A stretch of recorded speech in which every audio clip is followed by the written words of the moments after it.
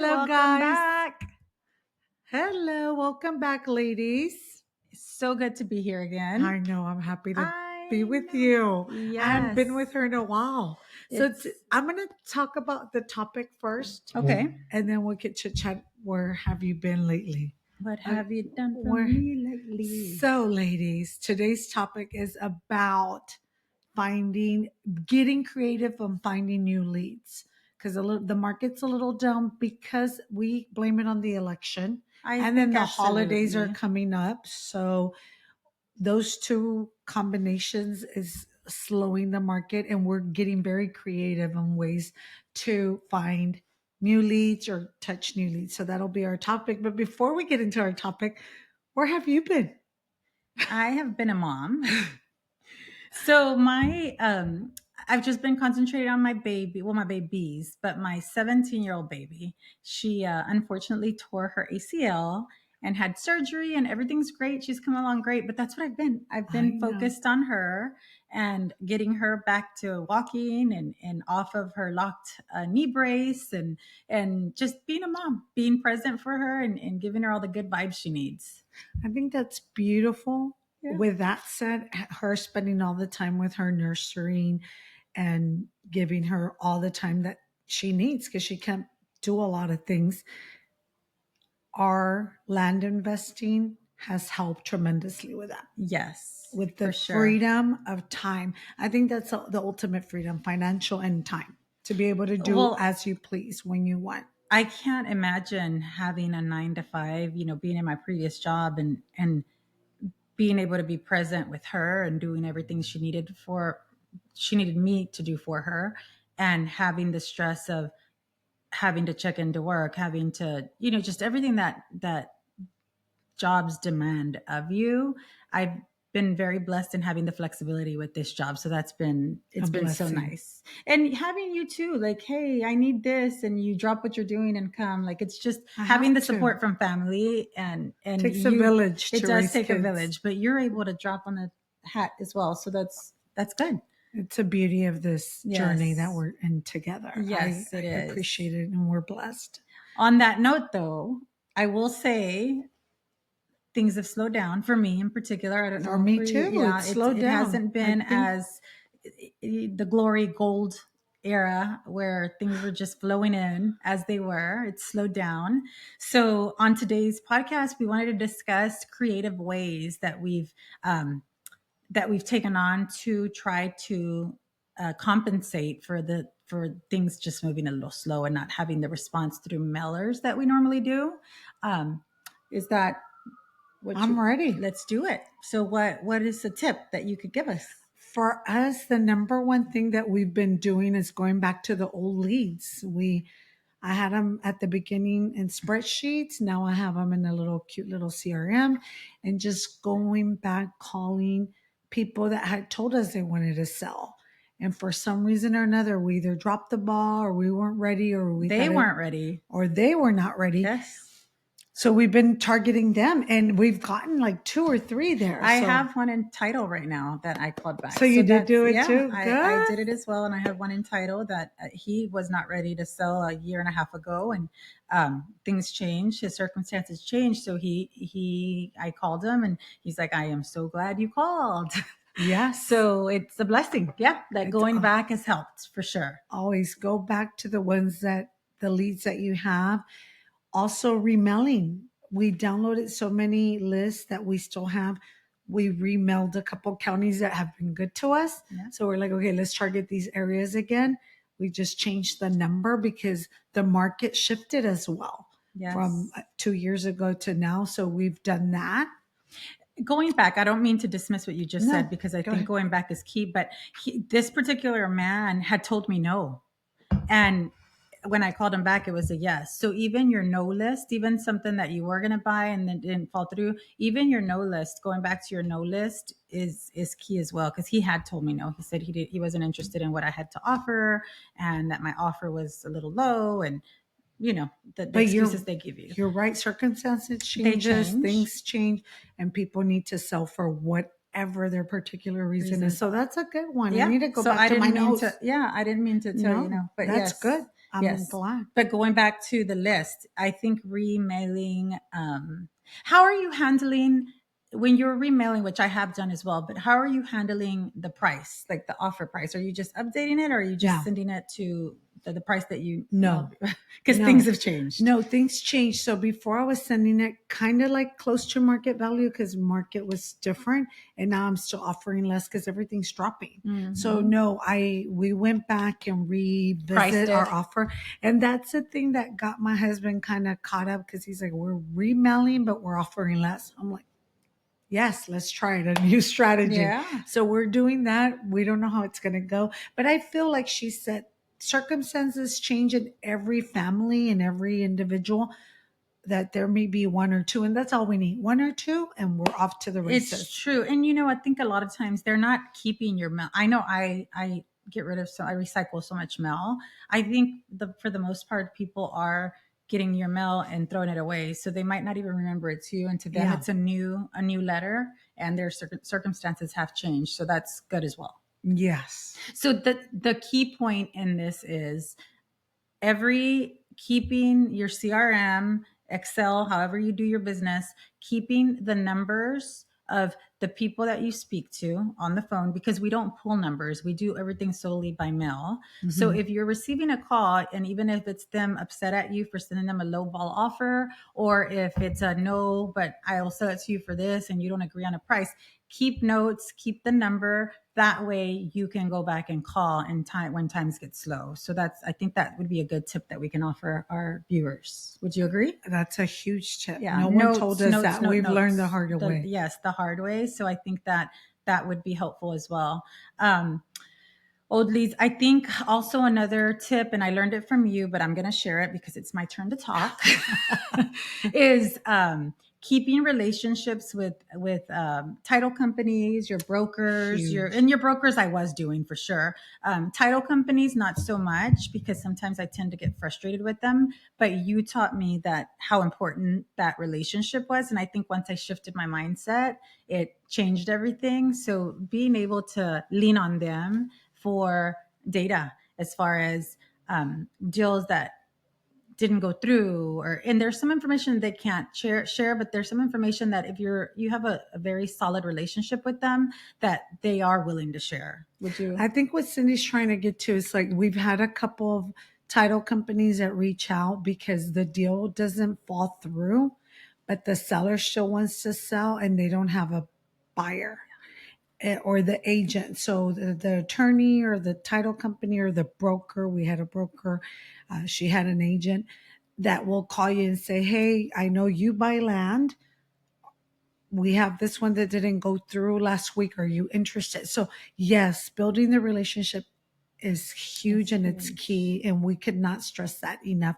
I know there's a lot of people that automate a lot of stuff, but you are the business. You need Take to it take to back accountable. to basics, right? Just the basics. I think that in any job that you've worked, they always teach the importance of like customer service and being kind and personable. And I think that that's key right now. I think that our personality has shined through and been able to lean on the people that I we've really been kind to, I right? really Even if feel that has been our strength and that has kept us afloat. afloat. Yeah. Yep. Because the other thing that we do, I know we put it for later, but the finder's fee. Yes. So again, building those relationships. So what Cindy and I have done since the beginning is like when we buy and when we sell, we don't only tell the agent, we'll give you a fee if you find me another buyer or seller, but also the buyers and the sellers. Like, okay, you're not ready to sell, but if you know of anyone that's ready to sell, I'm a cash buyer. I'll give you a little finder's fee of Yeah. appreciation.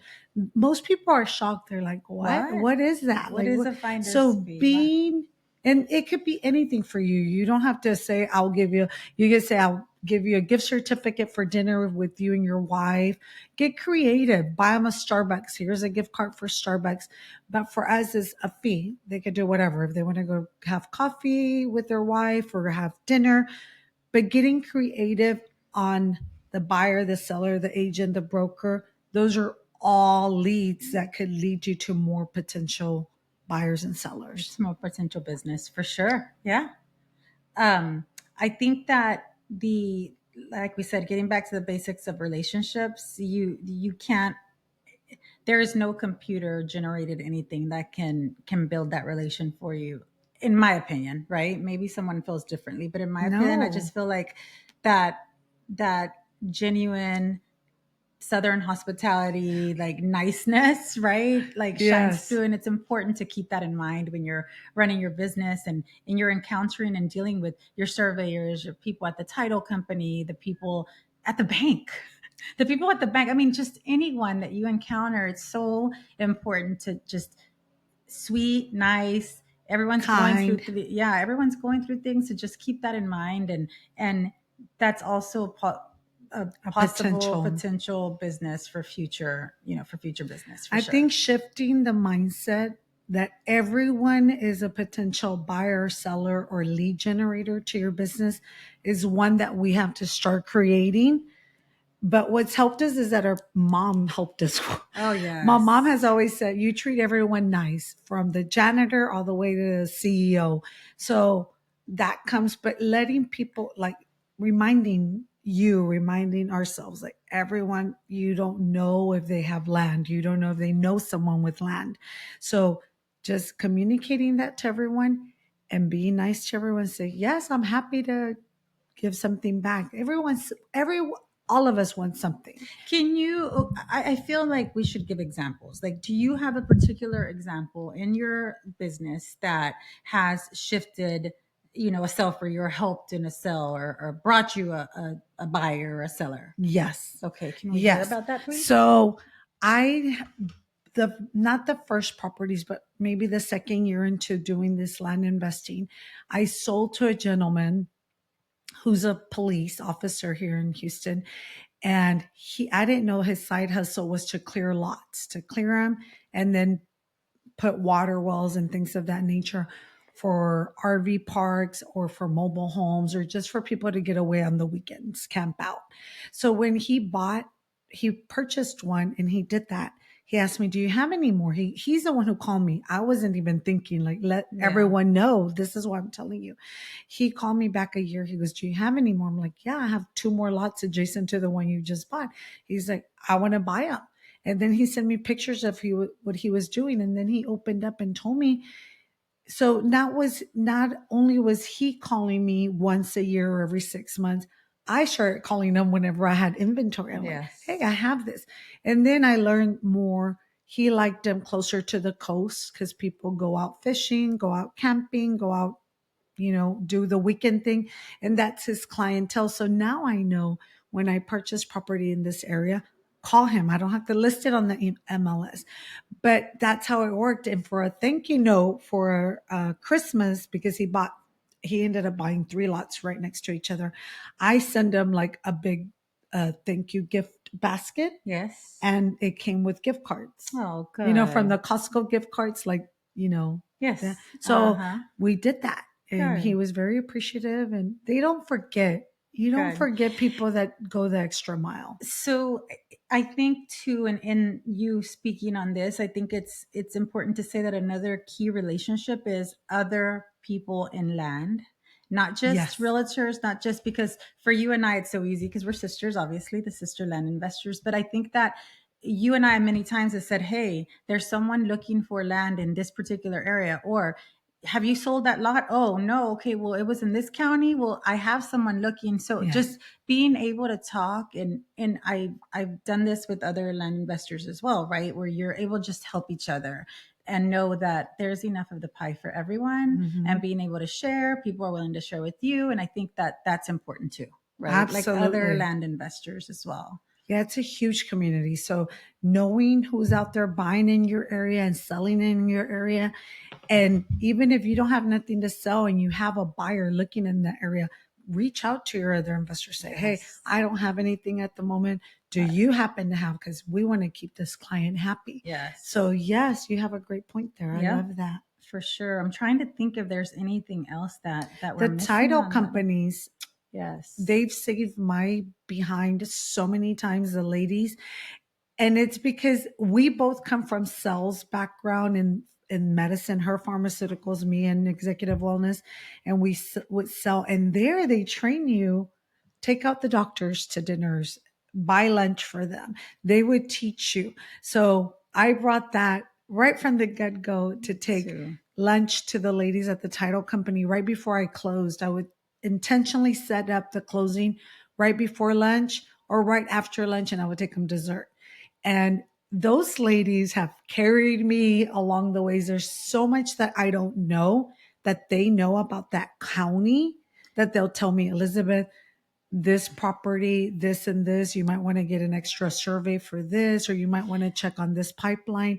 And it's like, if they didn't know me like that, they probably They wouldn't do it. And also too, I've had the title company help push the deal to go quicker. Yeah. So that I can close on a different lot that I needed to purchase. So I needed to close on this one that I was selling so that I can close. So they are key in helping you. I think as land investors, that has been my biggest frustration at times is the title company, right? Sometimes it's not as quick, or the response is not there, or they're not helping, or they don't have the answers that you need, or you read something. So it's easy to get frustrated, but keeping in mind that they can also be your friends, and just having a little grace with the ladies, because mostly it's ladies that I've encountered at title companies. Having the grace with them, it can all come back to help your business as well, for sure. Yes, I love my little ladies set the title companies. They've been huge. They've been a huge help from the front desk all the way to the closing and the attorneys. Yes. Yeah. Everyone is key there. How about looking online? Like, have you been able to purchase anything that you found online? I know that I spent one whole entire day doing that and nothing really came of it, but I think you had a story where it did. Well, we start.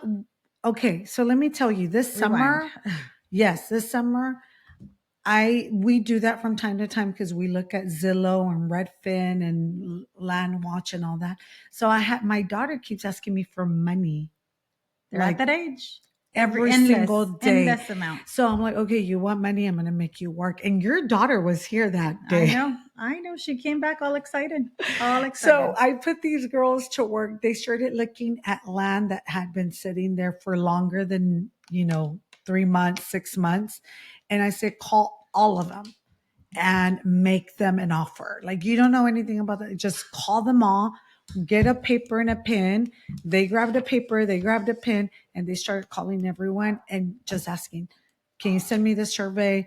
We're going to offer them this much. And only one person called back, and that one did. The only reason it didn't go through because I ended up digging into it. It had like an easement from the county, and you can't build on it. So I've purchased land that has an easement going through the middle of it, and I've still sold it. Really? Yes. Well, then that's wrong. You need to show it to me, and I'll tell you. Yeah. Because they even got the survey. Yes. Yeah. Show it to me. I'll look over it. But I sold one that had an easement going, like, it wasn't right through the center, but it was like a fourth of it was cut through. Well, that's interesting because we're going into, I'm looking into land. Yeah. Yes. Right now I'm looking at purchasing another piece of property that it's not right through it. It's off to the side. I have that. The 22-acre one that I sold in Liberty County I'll show them to you so you could see.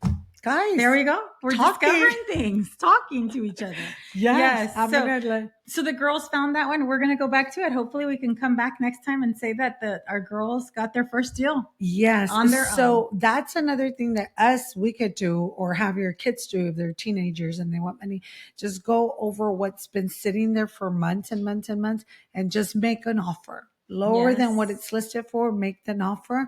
And then if they say yes, you have something and run from it. Yeah. But that's a good way also to, when we're calling back the no's, getting our girls to call back so they can get used to talking to people, right? Like get them involved, and get them used to talking. I mean, I have her doing office stuff, but my daughter's not comfortable talking on the phone the way she should. So I think that that's a good way to get her used to it. Right? Oh, absolutely. Practice. That's what we're going to do. Yeah. Yeah. Anything else that you can think of that's helped, or tips that we can give people that are struggling? No, I think not struggling, but looking for more ideas, more leads. No, I think those have been the big ones that we've gotten. Maybe you people out there listening could share a tip or two and leave it.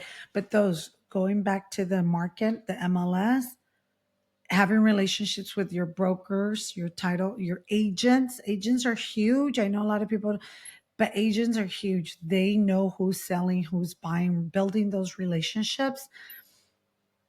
And everyone just our mindset shifting from, oh, only certain people could buy and sell. No, give them something for Yeah. them sending you someone that wants to buy or to sell. And again, ladies and gentlemen, whoever's watching, if you don't have anything to sell and they send you one, it's a huge network of investors that do this. There's someone out there, reach out to them. Hey, do you have Yes. anything in Tennessee? Do you have anything in Florida? I have someone looking here for 14 acres, 30 acres. And this is how you build relationships and help one another, Yes, for sure. right? 100%. Absolutely. And if you're starting this journey or you're already in this journey and you think that you don't have the money to buy whatever it is that you're interested in buying, there are people who lend. Elizabeth and I are starting in that journey. Talk to us. There's communities out there that of people that will lend to you. Do not But use your own money. don't If use I your own knew money. any better, don't even use your money. Get investors. Yes, get investors, but there's always a way. When there's a will, there's a way, and there's always a way. And there's plenty of people that want to help, including Elizabeth and I. So make sure you drop us notes, reach out to us, and we're hopefully able to help you. Thank you, guys. Thank you, ladies. We hope to see you again next week. So good to be back. Bye. Bye. Take care.